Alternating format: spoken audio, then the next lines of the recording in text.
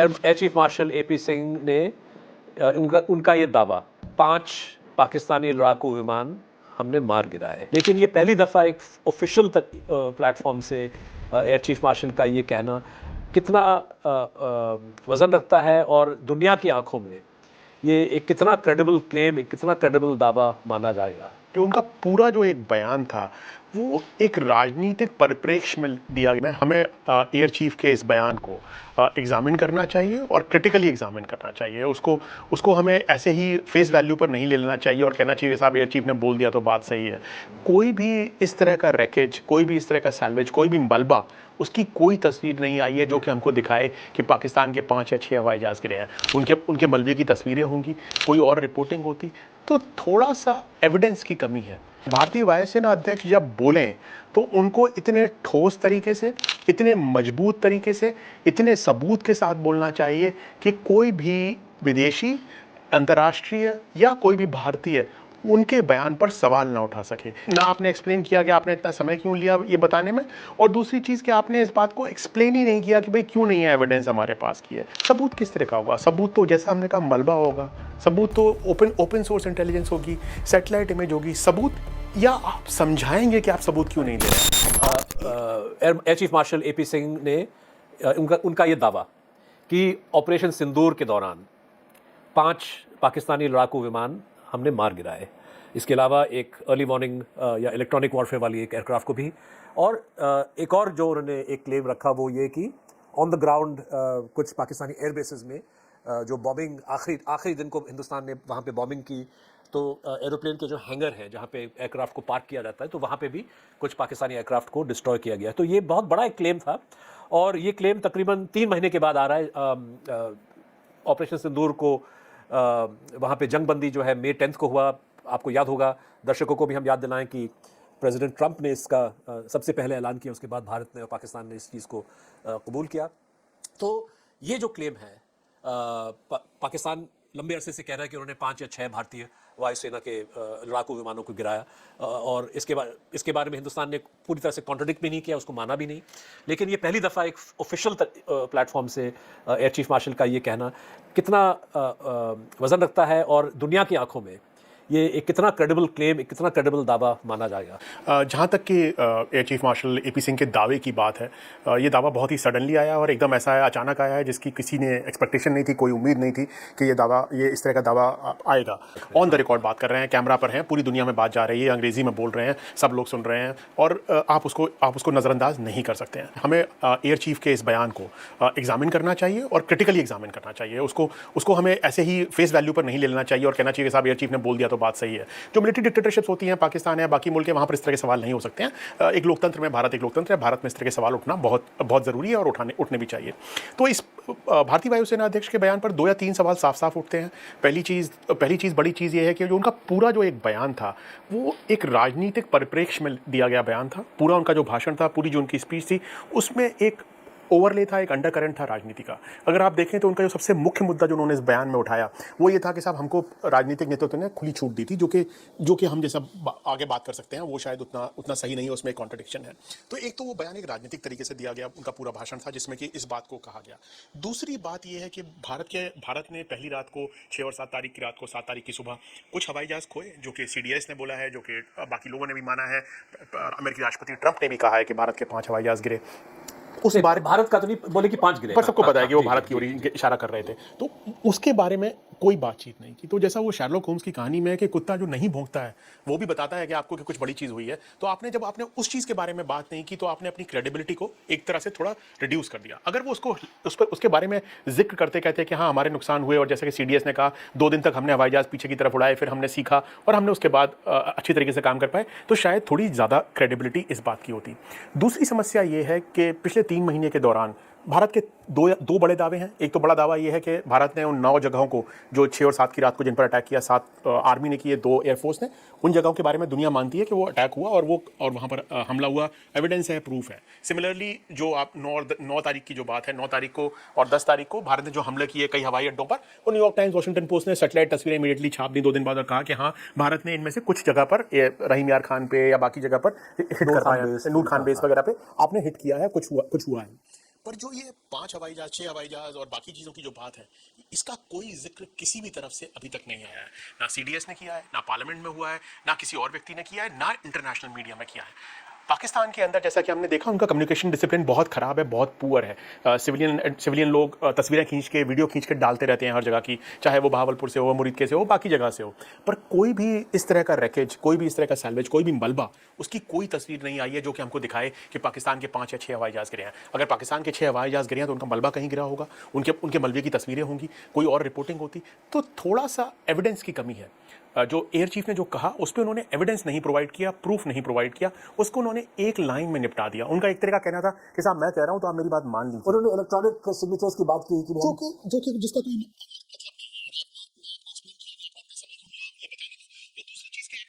Explain ही नहीं किया कि भाई क्यों नहीं है एविडेंस हमारे पास। जैसा कि मैं आपको बताता हूं, उन्होंने 2 जगह जो एयरफोर्स ने हिट किए, तो उन्होंने दूसरी जगह के बारे में बोला कि जो हथियार वहां जा रहा था वो इतनी रेंज पे था कि हमसे कम्युनिकेशन में नहीं था, तो हमारे पास सिर्फ जो सिविलियन वीडियोज हैं पाकिस्तान के वही हैं एविडेंस के तौर पे। उस तरह का कोई भी एविडेंस, कोई भी मलबे का वीडियो, कुछ भी नहीं बताया गया। तो उसकी वजह से बहुत बड़ा सवाल खड़ा हो जाता है। दूसरा सवाल आपने कहा, इंटरनेशनल ऑब्जर्वर्स ने दुनिया में इसको बहुत क्लोजली ऑब्जर्व किया है। इतना बड़ा एरियल बैटल शायद ही कहीं और हुआ हो जिसमें कि एक तरफ चाइनीज हवाई जहाज, अमेरिकी हवाई जहाज, दूसरी तरफ भारतीय।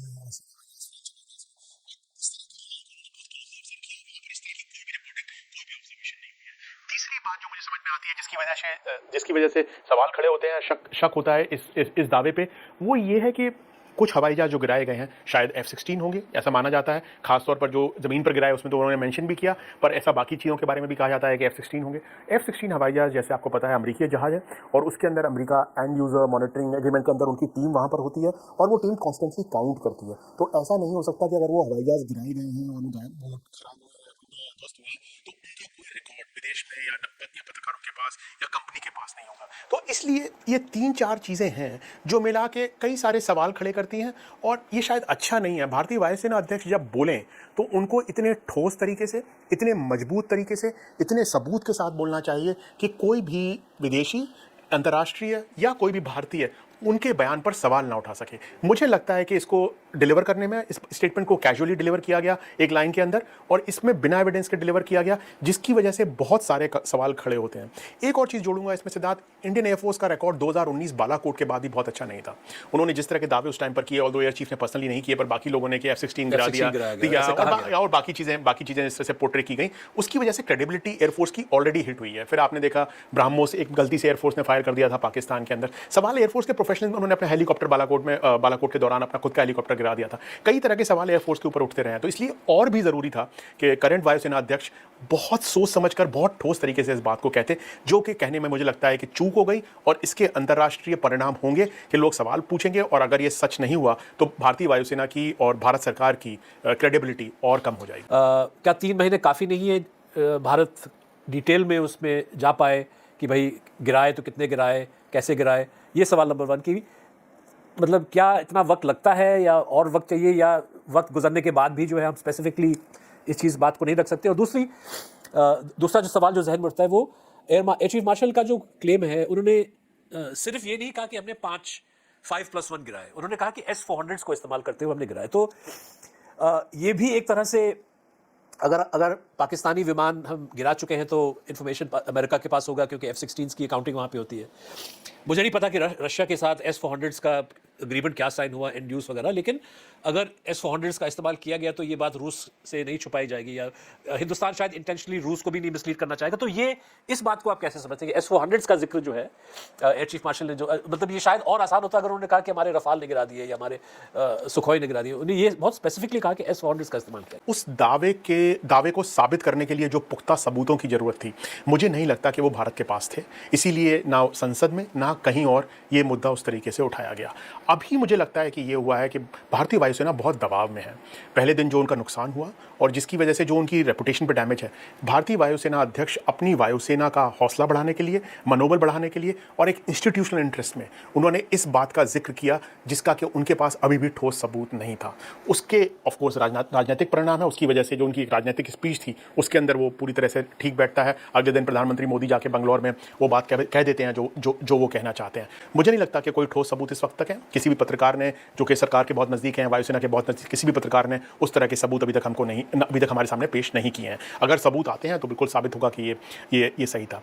दूसरी बात जो आपने कही कि S-400 का बार बार मेंशन करना, वो शायद इसलिए भी है, ये दिखाने के लिए कि S-400 बहुत पावरफुल वेपन है और एक तरह की डेटरेंट कैपेबिलिटी और एक तरह की डेटरेंस पाकिस्तान के अंदर क्रिएट करने के लिए है। देखिए सिद्धार्थ, जैसा कि आपको पता होगा, S-400 की मॉनिटरिंग रेंज, जो उसकी रडार की रेंज है, वो 500 किलोमीटर है और जो उसकी हथियार की तकरीबन रेंज है वो 400 किलोमीटर है। तो 300 किलोमीटर के अंदर किसी वायुसेना के विमान को, दुश्मन के वायुसेना विमान को गिरा देना पॉसिबल है S-400 के द्वारा। पर आप असेंशियली ये कहना चाह रहे हैं कि S-400 ने गिराए, तो आप ये कहना चाह रहे हैं कि कोई भी पाकिस्तानी हवाई जहाज़ अगली बार इस रेंज में ना उड़े और वो बहुत पीछे रहे। और उसका दूसरा कारण ये है कि ये बहुत ज़्यादा बात हुई है इस बात की कि पाकिस्तान ने चीन की PL-15 मिसाइल के द्वारा भारतीय हवाई जहाज़ों को 200 किलोमीटर की रेंज में, 150 की जगह 200, जो रॉयटर्स की एक बड़ी स्टोरी थी कि 200 किलोमीटर की रेंज में गिराया। आई थिंक उसको काउंटर करने की कोशिश है और अपने आप को वन अपमैनशिप करने की कोशिश है। ये दिखाने की कोशिश है कि अगर पाकिस्तान ने 200 किलोमीटर पर गिराया तो हमने 300 किलोमीटर पर गिराया। S-400 का मेंशन एक डिटरेंस क्रिएट करने के लिए और एक वन अपमैनशिप क्रिएट करने के लिए। ऑफ कोर्स जिस माहौल में ये बात कही गई, जब भारत के अमेरिका के साथ रिश्ते चल रहे हैं, जियोपॉलिटिकल कॉन्टेक्स्ट है, NSA डोवल रशिया में है, जयशंकर जा रहे हैं, पुतिन ने मोदी से फोन पे बात की है, उस कॉन्टेक्स्ट के अंदर इसकी फिर एक अलग ही आयाम हो जाता है, इसका एक अलग ही नतीजा हो जाता है। अब सबूत की अगर हम बात करें तो पाकिस्तान का दावा, जो पहले 24 घंटे में ही जो है उन्होंने क्लेम करना शुरू कर दिया कि हमने 5 या 6 भारतीय विमानों को गिराया, और उन्होंने इसमें कुछ जहाज़ों के नाम भी लिए, रफाल कहा, सुखोई कहा, मिग कहा, जागुआर कहा। कोई ऐसा मतलब कॉन्क्रीट लिस्ट पाकिस्तान ने मतलब मुख्तलिफ अलग अलग क्लेम्स आ रहे हैं। जहाँ तक हम सबूत की बात करें तो मलबा जो 2 या 3 जगहों पे गिरी है इंडिया में, और जिसका फुटेज जो है आम शहरियों ने निकाल के सोशल मीडिया पे डाला, उसके बाद पत्रकार भी वहाँ पे पहुँच गए, तो ऐसा लगता है कि मलबा कम से कम 2 या 3 एयरक्राफ्ट का गिरा है हिंदुस्तान साइड में, जो लगता है कि जो एक तरह से पाकिस्तानी क्लेम को मजबूत बनाता है। उस प्रकार का सबूत पाकिस्तान के अंदर पाकिस्तानी जहाज़ों का गिरने का नहीं मिल रहा है। मतलब कि, और जैसे आपने कहा कि वहाँ पे मतलब जितना यहाँ पे स्मार्टफोन चलता है वहाँ पे भी चलता है, सोशल मीडिया वही 2019 के दौरान आपने देखा LC के पास हर जगह वीडियो बने हुए थे, जब और खासतौर पे जब आम पब्लिक को नहीं पता था कि हिंदुस्तानी एयरक्राफ्ट ने सरहद पार नहीं किया और पाकिस्तानी एयरक्राफ्ट ने सरहद पार नहीं किया। इसलिए कहने का मतलब कि अगर मलबा गिरा है तो फर्स्ट इंस्टिंक्ट जो शहरी का वो लगेगा कि भाई दुश्मन का एयरक्राफ्ट है। जब भारतीय ड्रोनों ने जब लाहौर में या रवाब की जगह रडार पे अटैक किया तो लोग वीडियो बना रहे हैं ना, ऐसा कोई हमला नहीं है इसका वीडियो नहीं बनाया कोई भी इंसिडेंट का। तो एक तरह से अगर हम अंतर्राष्ट्रीय एनालिसिस की बात करें, जैसे फ्रेंच एयरफोर्स चीफ ने कहा कि हमारे पास सबूत है 3 एयरक्राफ्ट का। एसोसिएटेड प्रेस को उन्होंने जुलाई में इंटरव्यू दिया था जहां पे उन्होंने 3 भारतीय एयरक्राफ्ट का जिक्र किया। उस किस्म का कोई ऐसा क्लेम अभी तक सुनने में नहीं आया है जहां पे कोई इस बात को कहे कि भी हाँ पाकिस्तानी एयरक्राफ्ट गिरे हैं। ये थोड़ा सा अजीब लग रहा है कि पाकिस्तान ने ये क्लेम किया है और हिंदुस्तान जो है क्लेम कर रहा है, लेकिन कोई सबूत हम दे नहीं पा रहे और ना ही हम अपने लॉसेस को एक्नॉलेज कर रहे हैं। CDS चौहान ने एक्नॉलेज किया, लेकिन इस बात को दोबारा जो है दबाने की कोशिश की जा रही है। सीधा पहली बात तो जो भारत में मलबों की जो तस्वीरें आई, कम से कम 4 जगह की तस्वीरें, जब लड़ाई हुई, जब हमला हुआ, कम से कम 4 जगह की ऐसी तस्वीरें आई जिन पे कि भारतीय वायुसेना के जहाज़ों का गिरने का था। अम्बाला वाला तो खास, बठिंडा वाला खास तौर पर, जो बठिंडा के बाहर जो गाँव में दलित युवक की मौत भी हुई, पुरुष की मौत हुई, और जहाँ पर उसकी झोपड़ी पे रामबन में एक जगह थी। हाँ, 4 जगह के वीडियो तो साफ तौर पर हैं, 5वीं जगह का भी हो सकता है। 4 तो क्लियर सब ने देखे हैं, सोशल मीडिया पर उस वक्त चले, बाद में हटाए गए। तो ये बात तो आपकी सही है कि एक तरह का एविडेंस, एक तरह का प्रूफ वहाँ पर था। क्या ऑपरेशनल रीजन हो सकते हैं भारत के एक्नॉलेज नहीं करने के? पर ये तो नहीं है कि भारत ने एक्नॉलेज नहीं किया। जैसा कि आपने कहा, CDS चौहान ने तो एक्नॉलेज किया है, और जहाँ तक बात है पता होने की, पूरी दुनिया को पता है, अमेरिका को पता है, फ्रांस के वायुसेना अध्यक्ष को पता है, आप विदेशों में गए हैं, हर जगह लोगों को पता है। लोग नंबर्स भी देते हैं। सिद्धार्थ, आपने भी नंबर सुने होंगे, बड़े स्पेसिफिक नंबर लोग देते हैं कि एक रफाल है, एक मिराज 2000 है, 2 सुखोई हैं, 1 सुखोई है, 2 MiG-29, ऐसे कुछ करके लोग नंबर्स भी देते हैं। विदेशों में मैं भी गया हूँ, आप भी गए हैं, हम सब ने सुना है। हर जगह लोग, सेना के लोग, बाकी लोग, थिंक टैंक्स के लोग, हर जगह इस तरह की बात हो रही है। पाकिस्तान का हमला से नुकसान हुआ श्रीनगर हवाई अड्डे को, और श्रीनगर एयरबेस को, और आदमपुर एयरबेस को। आदमपुर जहाँ पर S-400 थी, जहाँ पर मोदी जी ने बाद में जाके भाषण भी दिया। मुझे लगा कि वो भी काफ़ी इंटरेस्टिंग था कि एयर चीफ ने अपने भाषण में इस बात का जिक्र किया। दूसरा सवाल आपने कहा कि हम सबूत देना नहीं चाहते। सबूत किस तरह का होगा? सबूत तो जैसा हमने कहा मलबा होगा, सबूत तो ओपन सोर्स इंटेलिजेंस होगी, सैटेलाइट इमेज होगी। सबूत, या आप समझाएंगे कि आप सबूत क्यों नहीं दे रहे हैं? मेरा मेरा मैं कहता हूँ ठीक है साहब, सबूत नहीं है आपके पास, आप सबूत है आपके पास, आप देना नहीं चाहते, तो आप समझाएंगे लोगों को, आप एक लाइन में उसको डिसमिस नहीं करेंगे। उससे बहुत सारे सवाल खड़े होते हैं। और आप वायुसेना अध्यक्ष हैं, जब आप बोलते हैं तो आपकी बात का वजन होता है और आपको साफ तौर पर कहना चाहिए कि भाई इसके ये कारण है कि मैं इसके आगे इस बारे में नहीं बोलना चाहता क्योंकि हम इससे ये होगा। पर आपने उस तरह का कुछ भी नहीं किया। उससे मुझे थोड़ी निराशा हुई, थोड़ा डिसअपॉइंटमेंट तो हुआ। मुझे जो बात अजीब लगी एयर चीफ मार्शल की बात में वो ये थी कि उनकी जो तकरीर है उन्होंने इस तरह से उसको पेश किया कि ऑपरेशन सिंदूर के लेसन्स क्या हैं, एयर वॉर के हवाले से, एयरफोर्स के हवाले से, एयर फाइटिंग का जो रोल है, एयर पावर का जो रोल है, इस परिप्रेक्ष्य में उन्होंने अपनी बात रखी। तो जाहिर है कि अगर भारतीय वायुसेना को नुकसान भी हुआ है तो अगर आप उसको एक्नॉलेज करते, कबूल करते, और साथ में आप जिस तरह से CDS साहब ने सिंगापुर में बात रखी कि भाई हमने लेसन सीखे और फिर 48 घंटे के बाद जो हमारे विमान उड़े तो उसमें कोई नुकसान नहीं हुआ, एक सकारात्मक तरीके से वो इस बात को रख लेते, अगर मुझे लगता है कि खुल के बात हो पाती। और इससे मैं आपने जिक्र किया पॉलिटिकल कंस्ट्रेंट्स वाली जो बात है, क्योंकि what was notable air chief marshal की बात में, एक तो जहां पे उन्होंने कहा कि हमने पाकिस्तानी विमान को गिराया, लेकिन साथ में अगर एक बहुत बड़ा मैसेज था वो ये, और सुर्खियों में भी ये देखने को मिला कि भारतीय वायुसेना को, भारतीय मिलिट्री को किसी किस्म की पॉलिटिकल कंस्ट्रेंट फेस नहीं करनी पड़ी। हमने जो करना चाहा हमने किया। और इसकी अहमियत तो ये है कि उससे 2 हफ्ते पहले, 3 हफ्ते पहले भारतीय मिलिट्री के जो अटैचे हैं इंडोनेशिया में, उन्होंने जून में पब्लिक फोरम में वहाँ पे तकरीर की, भाषण, प्रेजेंटेशन किया, जहाँ पे उन्होंने स्पष्ट शब्दों में, साफ लफ्जों में कहा कि हमारे नुकसान शायद इस कारण से हुए क्योंकि कुछ मिलिट्री पॉलिटिकल कंस्ट्रेंट्स थे, और उस पे जो है बहुत बड़ी पॉलिटिकल कंट्रोवर्सी हुई। तो क्या ये बात जो एयर चीफ मार्शल की है कि भाई पॉलिटिकल कंस्ट्रेंट्स, इसको आप कितना क्रेडिबल मानते हैं? देखिए, जो एयर चीफ मार्शल के अगर आप भाषण को पूरा सुने तो उनमें उन्होंने 2 बातें कही जो कॉन्ट्राडिक्टरी हैं। पहली चीज़ उन्होंने कही जो आपने बोला हेडलाइन सुर्खियों में आई, कि वो ये कि भाई हमारे ऊपर कोई पॉलिटिकल कंस्ट्रेंट नहीं था और हमको पूरी तरह से खुली छूट थी, हम जो करना चाहते थे वो कर सकते थे। फिर दूसरी तरफ उन्होंने ये कहा कि भारतीय सरकार का, भारतीय राजनीतिक नेतृत्व का उद्देश्य ये था कि वो सिर्फ उन आतंकवादी जगहों पर निशाना बनाए, उन टेरर साइट्स को निशाना बनाए, और हम किसी भी सेना से जुड़े हुए चीज़ को निशाना बनाने नहीं चाहते थे।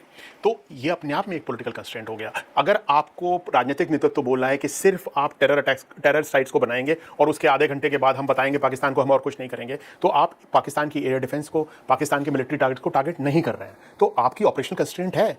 कोई भी एरियल ऑपरेशन होने से पहले आप पाकिस्तान की एयर डिफेंस को, पाकिस्तान की मिलिट्री को सबड्यू करेंगे, उसके बाद आप करेंगे।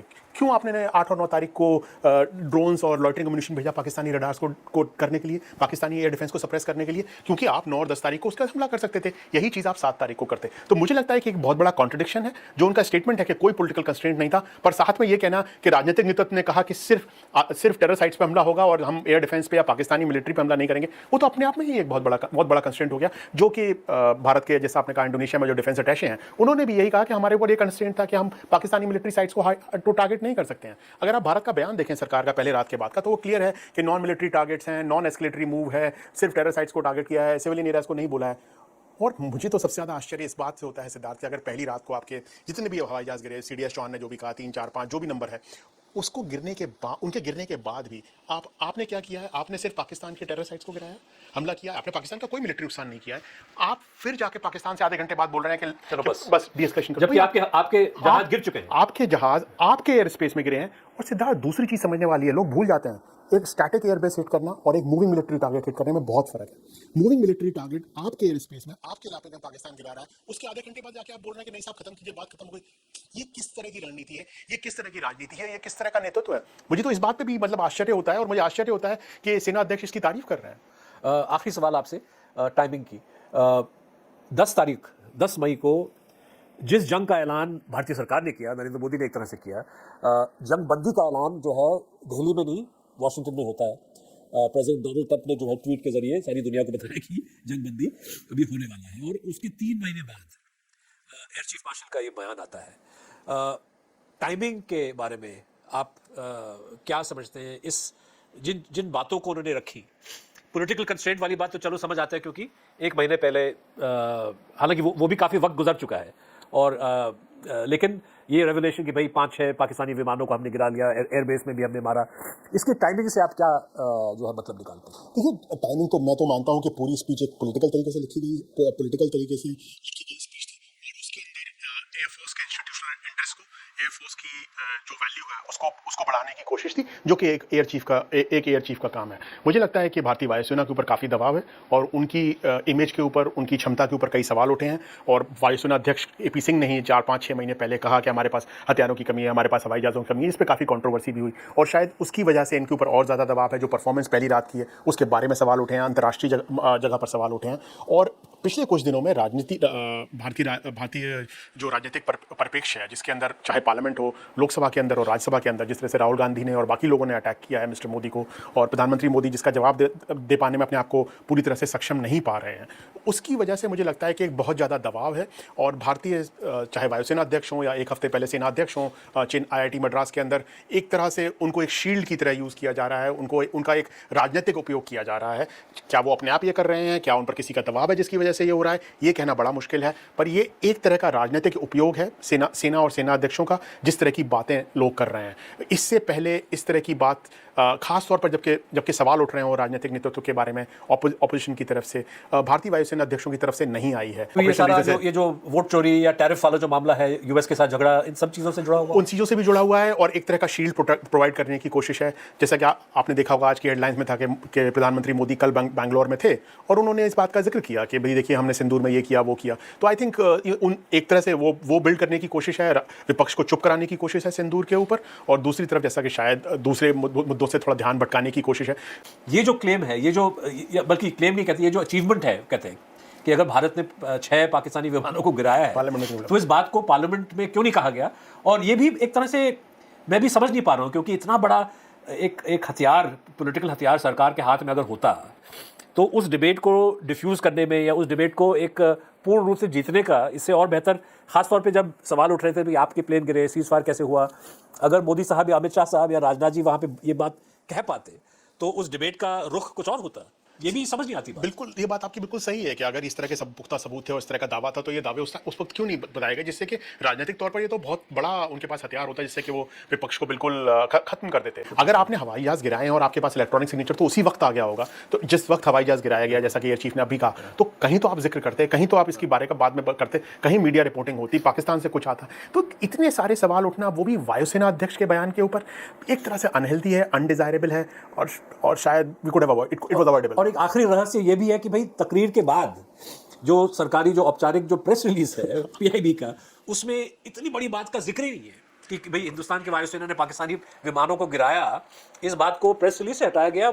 ऐसा लगता है कि शायद तकरीर को सोशल मीडिया में कुछ एक्सप्लोजिव या कोई ऐसा रिपल्स क्रिएट करने के लिए इस्तेमाल किया गया, उसके बाद जो है इस चीज़ को उड़ाई गया। मतलब समझ नहीं आता। हाँ, मुझे भी समझ में नहीं आता। मुझे लगता है कि एक डोमेस्टिक ऑडियंस के लिए किया गया था और शायद ये कहना बड़ा मुश्किल है कि इसको आप बाहर के ऑडियंस नहीं देखेगा, नहीं पता करेगा। ऐसा आज की डेट में नहीं होता है। आप ये नहीं कह सकते कि मैं सिर्फ डोमेस्टिक ऑडियंस को टारगेट करूंगा और इंटरनेशनल ऑडियंस नहीं देखेगा। वो चीज़ इंटरनेशनल ऑडियंस के पास आज के इस जमाने में तो आप रोक नहीं सकते हैं जाने से। तो एक तो वो हुआ है। दूसरा खतरा मुझे लगता है कि जो इस तरह की बयानबाजी से वो ये है कि एक ऑनेस्ट फीडबैक लूप है वो खत्म हो जाता है, एक एग्जैजरेशन हो जाता है। उससे आपकी जनता को, आपके आवाम को लगता है कि आप कुछ भी कर सकते हैं और अगली बार आप पर दबाव होता है और ज़्यादा करने का, और शायद एक और भयावह लड़ाई का खतरा, युद्ध का खतरा इस साउथ एशिया के ऊपर, जो कि दोनों न्यूक्लियर वेपन स्टेट्स हैं, वहाँ पर मंडराता है।